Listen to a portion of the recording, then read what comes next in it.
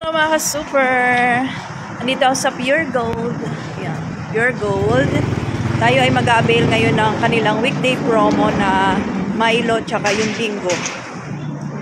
Time check muna tayo ay 4 o'clock na. Nagmamadali na naman ako kasi dumampa ako ng video. Nag-deposit ako at saka nag-deposit din ng cheque dahil yung aking tumer cheque ang binayad dun sa credit, diba? Nakakaloka.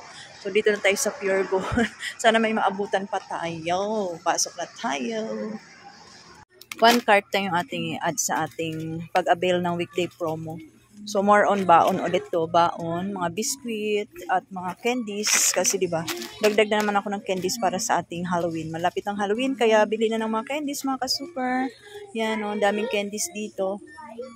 Yan, ito. What tayo itong XO, Dynamite. Kumplituhin natin yung mga ori ng mga candies para happy ang kids. Yan. Babalik pa naman tayo dito. Yan.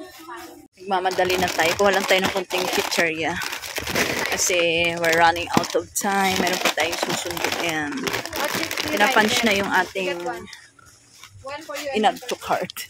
Dun sa cart. Di ba? Para mabilis. Siyempre, suki sa Pure Gold. Sana all. Konting chichirya lang. Mag-order na lang ako pag kailangan.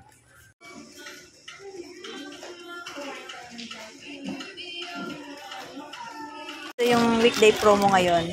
Tatlong bingo orange, tsaka pin pack na Milo, tsaka single. Mas maraming single, buti nga mas maraming single.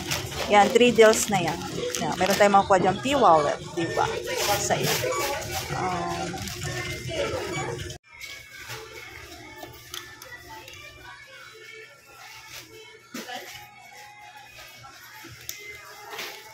Ayan, madami-daming box din yung ating nahakot for today's video.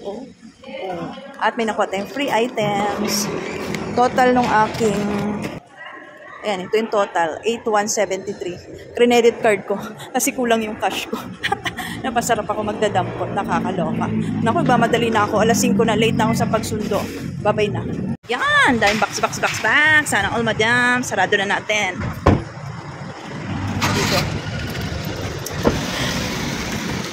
Madali na tayo. Magsusundo pa tayo. Ayan o, magpa-5 na. 5:10 ang uwian. Mayroon pa akong 10 minutes. Buti na lang malapit lang ako sa Pure Gold. Para na tayo. Daldal pa ni madam.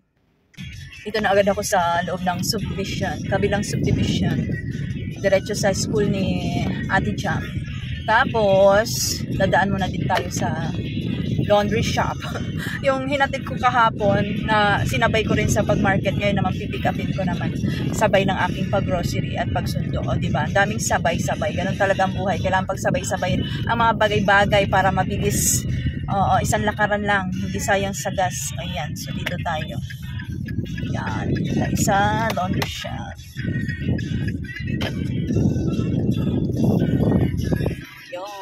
Ayan, ready na for pick up yung ating mga damit.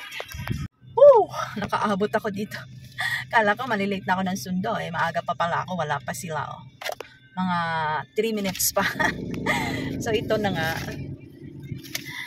Yung total ng ating hinakot ngayon, akala ko kunti lang. Umabot din ng 8,173, nakakaloka. Tapos yung aking na-avail sa weekday promo na P-Wallet ay 855 din kasi 3 deals yon.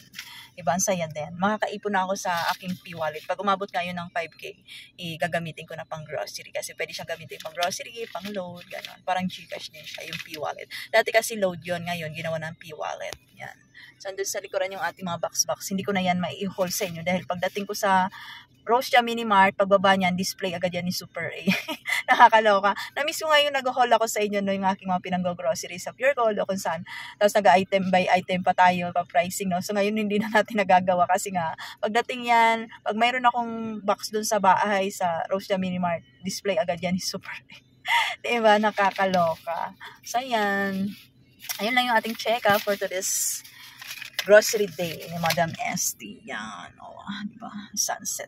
Masisiniagan pa tayo ng araw. Bye-bye. Thank you for watching. See you at Rose Jam Mini Mart.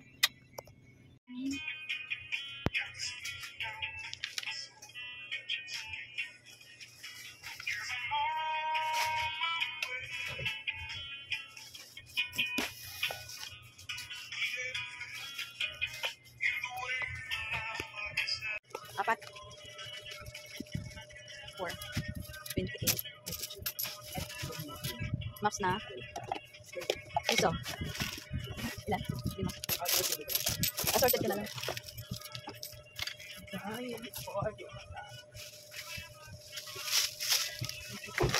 Atin mo na yung ano.